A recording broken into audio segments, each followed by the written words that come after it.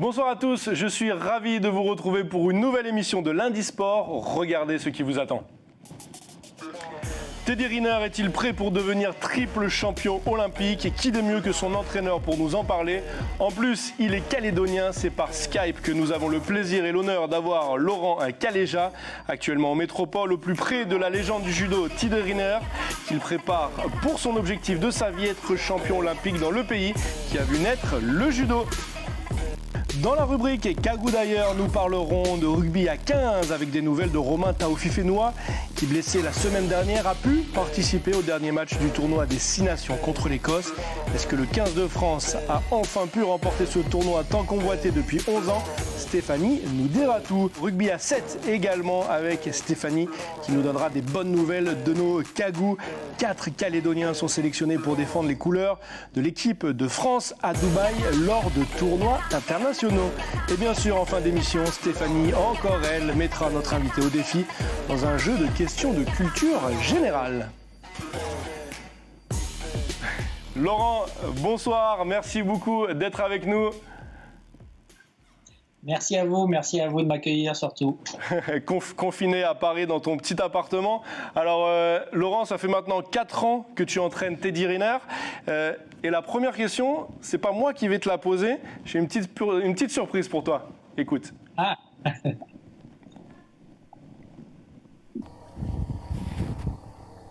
Salut Laurent, c'est ton copain Gabi, ton ami d'enfance de 40 ans avec qui tu as démarré le judo. Alors, en direct live de Port-Moselle, je voudrais te poser 2 questions. Donc, la première, c'est pourquoi Teddy Riner, dont tu es le manager sportif depuis 4 ans, il est venu te chercher, toi, calédonien, sur ta propriété à Ploum. Alors Laurent, bonne question, hein? Ouais, bonne question. Je pense que faut plus lui demander à lui, mais j'ai déjà entendu sa réponse. Je pense qu'il a vécu des choses, parce que j'ai déjà été son entraîneur il y a 10 ans et qu'il a vécu des choses avec moi qui l'ont, en junior, ouais, et donc ils l'ont forcément touché, des entraînements, etc. Et qu'à un moment donné, il avait besoin de goûter à ce que je lui ai apporté il y a 10 ans. Donc je pense que c'est pour ça. Et puis sûrement par rapport à ma rigueur de travail et mon engagement total, parce que d'entraîner Teddy Riner, c'est un engagement qui est vraiment, vraiment total et on peut rien faire à côté, quoi. Donc c'est vrai que d'habiter dans un 30 mètres carrés à Paris pendant 4 ans, de quitter la Calédonie, ma terre natale et ce que j'aime le plus au monde, il faut que le jeu en vale la chandelle. Et donc voilà, c'est un engagement total auprès de lui et je pense qu'il apprécie ça aussi. Ok, engagement total, du coup tu le connais très bien, tu es tous les jours avec lui. Est-ce que c'est son objectif numéro 1 d'être triple champion olympique? Ouais, c'est l'objectif de sa vie, quoi, parce que c'est vrai que si c'est déjà une légende et s'il est triple champion olympique, ça sera tout sport confondu, l'un des athlètes les plus titrés au monde. Et donc ça, c'est un truc qui le tient à cœur. Et pour vous dire à quel point il est vraiment, vraiment engagé dedans, il fait 140 kilos, donc il a perdu 25 kilos. Tous ses repas matin, midi et soir sont grammés, fait par un cuisinier. On s'entraîne 2 fois par jour, 6 jours sur 7, avec tout un staff autour de préparateurs physiques, de cuisiniers, de judo, de préparateurs mental, de psychologie. Enfin voilà, c'est un gros système mis en place que moi je manage en tout. Et donc voilà, il laisse rien au hasard. Il laisse rien au hasard à côté et il va être champion olympique et je touche du bois, là, il y en a juste à côté de moi, il va être champion olympique. Moi aussi, je touche du bois. Il a été 10 ans invaincu, il a fait je ne sais plus combien de combats sans être vaincu, sans tomber. Cette année 2020, il a perdu 2 combats. Est-ce que comment c'est dans sa tête? Est-ce que ça cogite? Est-ce que ça lui donne encore plus de niaque? Ouais, je pense que, alors bien évidemment, hein, c'était pas à souhaiter, mais en même temps, je pense que c'est un mal pour un bien parce que il lui fallait un électrochoc avant les Jeux. Alors c'est sûr que que lui pense pas ça, mais moi je le pense fortement.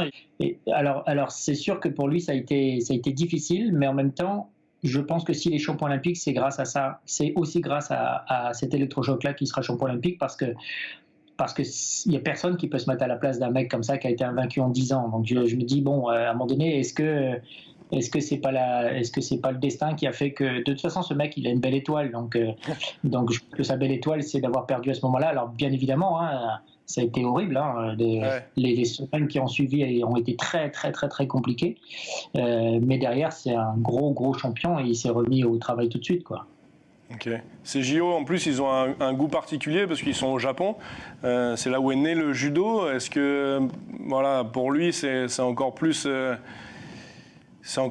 voilà, envie de le conquérir, ce titre. Une motivation supplémentaire. Ouais.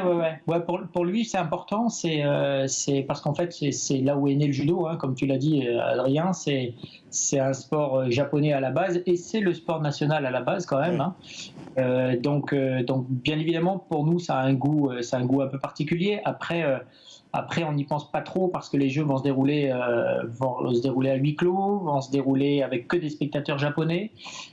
Pour l'instant, s'il y en a, pas de famille, très très peu de coachs autour.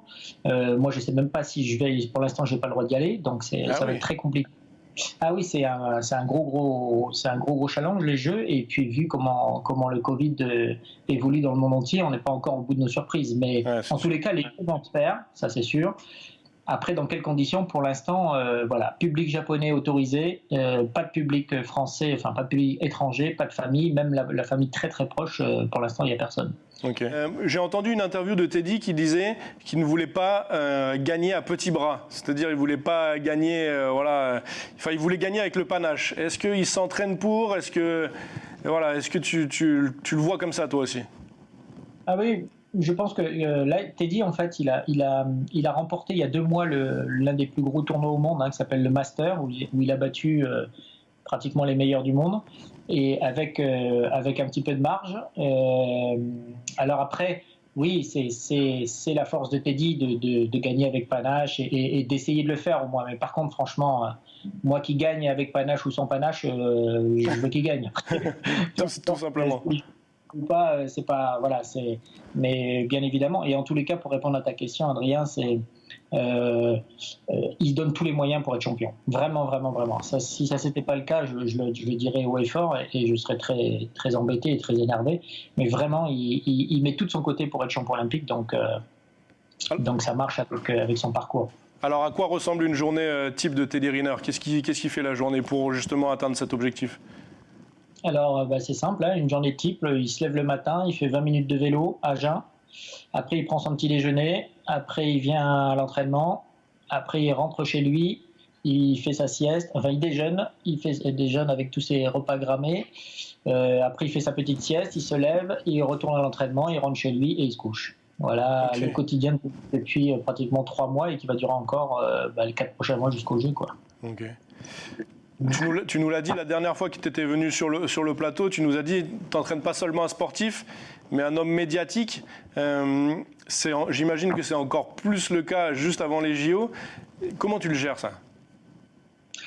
En fait, moi je le gère. J'ai pas beaucoup de mal à gérer ça parce que moi je me protège beaucoup de ça. En fait, j'ai laissé toute cette partie médiatique à mon collègue entraîneur aussi, et donc je me protège de ça parce que je sais que c'est des choses qui peuvent être néfastes dans la performance et je veux pas avoir affaire à ça. Alors là, bien évidemment, je te réponds à toi parce que c'est toi et que c'est mon pays et que c'est mon devoir aussi, mais sinon je verrouille tout le reste autour parce que je suis focus avec lui jusqu'au jeu et je veux pas être embrouillé par quoi que ce soit parce que la problématique avec un garçon comme ça, c'est que tous tes propos prennent des proportions incroyables si tu as employé le mauvais mot au mauvais moment, quoi. Donc c'est compliqué et je veux pas avoir à me prendre la tête avec ça, donc je mets tout ça de côté. Ok, bon, je te remercie beaucoup, Laurent, encore une fois, de nous faire cet honneur d'être avec nous. J'ai une petite dernière question. Tu as déjà un petit peu répondu, mais bon, on va y revenir parce que c'est pas moi qui vais te poser la question. Et la deuxième question, c'est qui c'est qui gère son coup de fourchette et son alimentation? Parce que tu m'avais dit justement que quand il était en surpoids ou finalement, quand il gérait pas son poids, il perdait son jeu de jambes et du coup, il était moins performant. Alors voilà, comment il fait pour gérer son alimentation. En tout cas, je vous souhaite beaucoup de courage, de l'audace et ramenez-nous cette 3e médaille d'or au JO de Tokyo. Salut mon poteau. Forcément, il parle de cuisine, Gabi. Hein. Ouais, merci en tous les cas pour la surprise, ça me fait plaisir, ça me touche beaucoup toujours de voir mes potes d'enfance. C'est simple, hein, on a un diète qui fait bien l'affaire, on a un cuisinier qui lui cuisine bien ses petits plats tous les jours. Et puis voilà, oui, c'est vrai que le poids chez Teddy, c'est, même s'il n'y a pas de catégorie de poids, hein, parce qu'à partir de 100 kilos, tout le monde peut peser ce qu'il veut, dans le judo en tous les cas. Mais par contre, lui, c'est une condition sine qua non pour qu'il soit champion olympique, c'est son poids. Parce que de son poids découle de sa vélocité sur les jambes, de sa mobilité. Et donc tout ça, c'est des choses qui sont très importantes et sur lesquelles on fait attention. Et c'est étonnant parce que pour quelqu'un qui n'a pas de limite de poids à partir de 100 kg, on peut faire 110, 120, 130, 200 kg. On est attaché à 1 kg près à son poids tous les jours, quoi. Donc, tous les jours, il est pesé, tous les matins, il est pesé. Donc, c'est comme un boxeur, mais en tous les cas, il se donne cette rigueur d'avoir une limite de poids. Et donc, du coup, son poids idéal, ce serait quoi ? Là, il est à 140 kg, alors 142 kg quand il se lâche un peu et qu'il mange trop de crêpes le dimanche, mais normalement, il n'a pas le droit. Mais sinon, voilà, le poids idéal, entre 137 et 138 au jeu très athlétique, ce sera parfait. Pas besoin d'aller plus en dessous. D'accord, donc il y a encore des kilos à perdre. Merci beaucoup à toi, Laurent. Tu restes avec nous, on va prendre maintenant des nouvelles de nos cagous d'ailleurs. C'est Stéphanie qui va nous rejoindre sur le plateau. Jingle.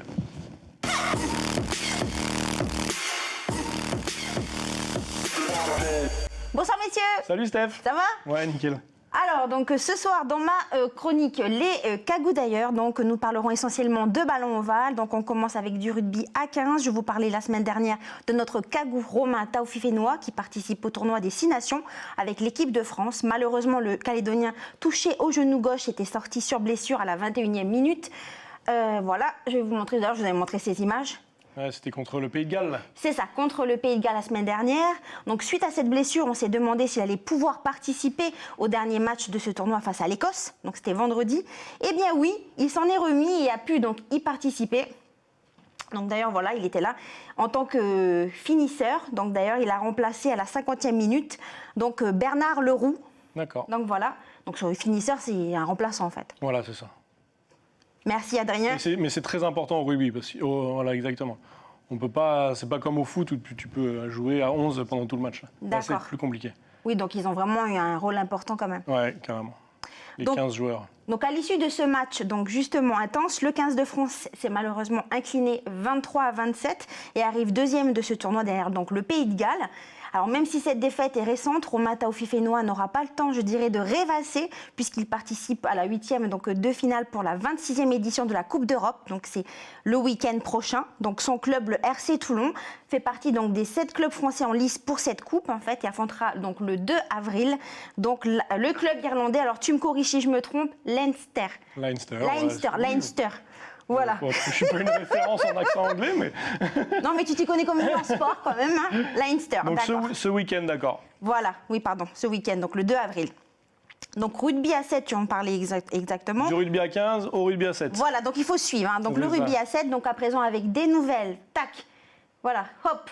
Donc des nouvelles donc, de la Calédonienne, donc Yolène Yengo du Stade Rennais, de Pierre-Gilles, donc Lacafia de l'US Tours, également Nissi Huard et Sefo Siega, qui sont tous deux salariés de la Fédération donc, française de rugby. Alors tous les 4 ont été sélectionnés en équipe de France féminine et masculine donc, pour le rugby à 7. Ils sont actuellement à Dubaï pour des tournois, tu l'as dit, internationaux préparatoires, avant de se rendre à Monaco, donc les 19 et 20 juin donc, prochains, pour décrocher leur place en fait, aux Jeux Olympiques. Il faut savoir qu'à l'heure actuelle, il y a 11 équipes donc déjà masculines. Donc voilà, 11 équipes masculines et 10 équipes donc féminines qui sont déjà qualifiées pour les Jeux Olympiques. D'accord. Donc il reste donc un billet pour les hommes, enfin une place pour les hommes et 2 places pour les femmes. D'accord. Donc là, ils sont à Dubaï pour un tournoi international. voilà, c'est ça. Pour se préparer, pour la qualification. D'accord, pour la qualification au JO. Donc, et non, une place, ouais, c'est compliqué. C'est pas beaucoup. Donc, en tout cas, nous sommes de tout cœur avec nos Cagous. Et puis, on sait qu'ils vont faire de leur mieux pour que la France puisse être présente donc, lors des Jeux Olympiques en juillet. Exactement. Et à Tokyo. Et à Tokyo, voilà. Super. Merci beaucoup, Steph. C'est moi. Retour avec Laurent Calleja, entraîneur de Teddy Riner. Alors on a parlé de ces JO. L'objectif de Teddy, tu viens de nous dire que ces Jeux, ils auront lieu, c'est sûr? Oui, c'est sûr. À moins, encore une fois, d'une catastrophe mondiale. Mais de toute façon, on la connaît maintenant, donc on n'est plus surpris. Mais oui, c'est annoncé comme officiel. Alors je voudrais revenir sur ce que tu nous as dit dans la première partie. Même toi, tu n'es pas sûr de pouvoir assister à ces JO? Non, c'est des jeux qui vont être à huis clos, qui vont être très fermés. Le public japonais est pour l'instant autorisé, mais si ça se complique, ça sera complètement à huis clos comme on a l'habitude depuis quelques mois. Et puis pas de famille, un entourage très restreint, peut-être un entraîneur ou 2 entraîneurs nationaux pour toute une équipe de France. Donc oui, même moi, je sais même pas pour l'instant, j'ai pas mon badge encore, donc ça va être compliqué. D'accord. Est-ce que pour Teddy, c'est compliqué de pas avoir de famille, tu viens de le dire, de pas avoir ses entraîneurs qu'il a l'habitude d'avoir toute l'année à côté de lui? Est-ce que pour lui, ça va être compliqué? Comment ça se passe mentalement? Alors Teddy, il se livre pas beaucoup, mais on sait que à chaque gros événement, Teddy emmène entre 80 et 100 personnes de sa famille à chaque fois. Donc, il a une grosse famille entre les cousins, les cousines, etc., plus les amis. Donc, c'est un gros staff à chaque fois. Là, il aura 0 personne. Il s'y prépare déjà, puisqu'on a eu la nouvelle il y a une semaine. Donc, il s'y prépare déjà. Il sait que ça va être, ça va pas être des Jeux Olympiques comme il a déjà vécu. Il sait que ça va être beaucoup plus dur que d'habitude. Voilà, maintenant, c'est à lui de se préparer à ça. Il a un préparateur psychologique qui travaille beaucoup avec lui aussi, là, qui s'appelle Myriam Salmi, et qui va le préparer à cet événement, parce que pour Teddy, il aura un double combat. Son premier combat, ça sera le fait d'être seul, et le deuxième combat, ça sera avec les adversaires, mais son premier combat, ça sera ça, et c'est un combat qu'il n'a jamais vécu encore, donc ça va pas être simple. C'est sûr. La finale pour Teddy Riner, enfin son jour de compétition, c'est le 30 juillet prochain. C'est ça? C'est ça. Donc les jours arrivent vite. On est à un petit peu à 4 mois et quelques jours. Donc ça va aller 4 mois et 2 jours. Donc ça va aller très vite. On est déjà sur une phase terminale. Donc là on est en judo et en préparation physique, on est sur une période foncière, et puis dans un mois, on va arriver sur une phase terminale. On a un stage en Guadeloupe là, dans une semaine de préparation physique de 15 jours. Il va aller se ressourcer auprès de sa famille, et là aussi où ça revient à ce que tu me disais tout à l'heure sur la question de sa famille au jeu et tout, on fait en sorte qu'il voit sa famille dans 15 jours, là, dans une semaine pendant 15 jours en préparation physique là-bas, comme ça il va se ressourcer. Après, on a un stage en Ouzbékistan, et puis il sera l'heure de partir au jeu, donc ça va aller super vite. On est déjà sur la phase terminale des jeux, quoi. D'accord. Toi, tu seras présent avec lui pendant ces stages, même avec la situation sanitaire? Oui, nous on a le droit de partir partout, donc oui, moi je suis présent partout, donc jusqu'à son départ des jeux, si je monte pas dans l'avion avec lui, je serai présent partout. Pour lui faire un tata. Voilà, un tata bisou. C'est ça, exactement. Merci beaucoup, Laurent. On va passer maintenant à ton association, les kimonos du cœur, pardon. On te connaît, et on en avait parlé sur ce plateau, avec cette association, les kimonos du cœur, une association que tu venais de créer quand tu étais venu, que tu as créée lors du premier confinement. Est-ce qu'elle continue de vivre, cette association ? Ah oui, elle vit plus que bien. Alors on fait des petites choses pour l'instant. Là, on a un site internet où on vient d'avoir tous les dons en ligne et tout ça. Donc ça, c'est bien, parce que c'est vrai que d'ouvrir une association, c'est pas très compliqué, mais après d'avoir un site internet avec des dons en ligne, etc., et c'est des dons mondiaux, donc ça va être un petit peu, c'était plus compliqué administrativement, et donc là on vient d'avoir l'autorisation là, donc ça c'est une bonne chose. Et puis on a fait plusieurs actions, on a fait des actions un petit peu au Maroc, on en a fait encore en Calédonie, on en a fait en France, donc pour l'instant on n'a pas trop le temps de s'en occuper, ni en Calédonie ni ici, donc on aide les quelques personnes qui sont à côté de nous et qui ont besoin qu'on les aide. Et puis on est sur un projet, notamment avec Gabi aussi là, sur l'éducation, sur les enfants, sur un espèce de tour éducatif. Peut-être qu'on associerait avec Gabi sur le culinaire, etc., sur les enfants, sur l'apprentissage des enfants, sur l'école, etc. Donc tout ça, c'est des choses qui nous tiennent beaucoup à cœur, en Calédonie déjà. Et puis après, on verra où on le fait. On est beaucoup en relation avec Antoine aussi, qui est notre parrain, hein, Antoine Comboiré. Voilà, donc on en discute beaucoup. Alors c'est vrai que pour l'instant, la situation sanitaire ici, elle est compliquée pour avoir des actions ici. Et puis voilà, donc là, je suis parti au Maroc. On en a fait deux au Maroc. Ça s'est bien passé. Et donc voilà, on essaie de faire... au fur et à mesure, on fait ça. Si vous voulez nous aider, abonnez-vous à notre site Facebook, @lekimonoducoeur.org. Et puis voilà, ça sera un bon coup de main pour nous. Ok. Le but de ton association, c'est de mettre du lien avec les enfants, c'est ça ? Déjà, on s'est dit, mais c'est quand même pas possible qu'on soit autant de personnes dans l'association, parce que bon, il y a Gabi, il y a Pierre-Jean, il y a Antoine Comboiré, on va faire venir d'autres personnes à l'intérieur, et on s'est dit, mais d'avoir autant de personnes, autant de relations et que ça ne serve pas, c'est un peu bête. Donc on a décidé de créer une association, et moi je pars du principe du fait que tous les enfants n'ont pas la chance de naître dans un bon pays, dans le bon pays, avec les bons parents et l'argent pour aller à l'école.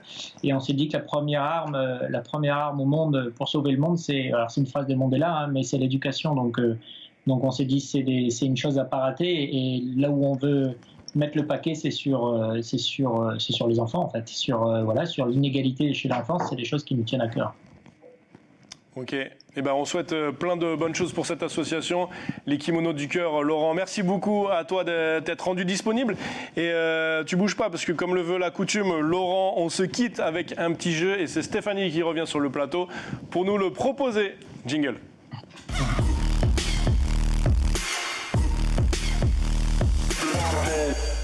Ça va, Steph ? Ça va. Donc du coup, le jeu que je vous propose ce soir, donc en fait, c'est la cave aux énigmes. Donc il y a plus de 800 énigmes. Donc je change un peu, c'est un autre. Donc vous allez avoir des petites questions. Donc on trouve. C'est un escape game sur écran. Voilà, on va dire ça comme ça. Donc du coup, vous pouvez la retrouver sur Apple Store, mais aussi sur Play Store. Hein. Okay. Donc du coup, on va jouer. Donc vous avez sur plusieurs Android, difficultés. Donc on va voir les idées reçues, c'est peut-être plus simple. Ok. Donc c'est parti. Donc je vous pose. Donc la première question, c'est sur la boîte noire. La boîte noire. De quelle couleur est la boîte noire dans les avions ? Pas mal celle-ci. Donc, une petite idée, messieurs. Laurent. Grise. Alors, est-ce qu'elle est grise ? Non. Elle est blanche, j'essaye moi. Blanche ? Non, je pense pas. C'est une couleur qui claque. Ah oui ? Ouais. Ah, pour la retrouver si jamais il se crache. Voilà. Allez, quelle couleur t'as dit, Laurent ? Rouge. Rouge. Alors, rouge. Exact. Donc, elle est soit rouge, soit orange, donc avec des bandes blanches réfléchissantes. Alors, il faut savoir qu'à la base, parce que les enregistrements de vol, c'était basé sur des photographies. Donc, c'était sensible à la lumière, donc il fallait les enfermer dans des chambres noires qui sont devenues des boîtes noires. D'accord. Mais en fait, elles sont orange ou rouge pour mieux les retrouver en cas de crash. D'accord. Donc, question suivante. Tu nous en apprends des choses, Stéphanie. Le violon, oui, Le violon. Les cordes de violon étaient fabriquées avec les boyaux de quel animal ? Mouton. Alors, le mouton, tac, faut pas que je me trompe. Très bonne réponse. Oh, L'intestin grêle d'un mouton. bien joué. Et moi, je croyais que c'était chat. Non, c'est pas le chat. D'accord. Dernière question, C'est Steph. parti, dernière question. Oh, une petite facile, le soleil. Quelle est la couleur des rayons du soleil ? Ils sont rouges. Alors, rouge. Non. Ils sont blancs.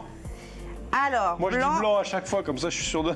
Et oui, c'est blanc parce qu'en Hey. fait, ils sont blancs lorsqu'ils passent par l'atmosphère. Le bleu est diffusé ainsi qu'une partie du vert, donc ce qui explique le bleu du ciel, tout simplement. Ok. Mais ils sont à la base blancs. Ok. Très bonne réponse. Bon, rien, une sur un, pas terrible. Bah, c'est pas mal, 1 sur 4. Oui, c'est Faut que vrai. je la télécharge, celle-ci, elle est pas mal. Ça s'appelle comment ? Ça s'appelle la cave aux énigmes. Il y a plus de 800 énigmes. Ok. Au Donc top. voilà. Donc on peut le retrouver sur Apple Store ou Play Store. Hein. Et c'est gratuit et il n'y a pas de publicité en plus. Ah, bah dis Donc donc, c'est si rare. Fais-nous-en la publicité alors. Steph. Voilà. Merci beaucoup, messieurs. Merci beaucoup, Steph. Merci beaucoup à toi, Laurent, de t'être rendu disponible pour nous dans notre émission Lundi Sport. On souhaite le meilleur pour Teddy et pour les JO et on se tiendra au courant ensemble. Super, merci Adrien. Merci, Bye. tata. Tata, bisous. Tata, bisous.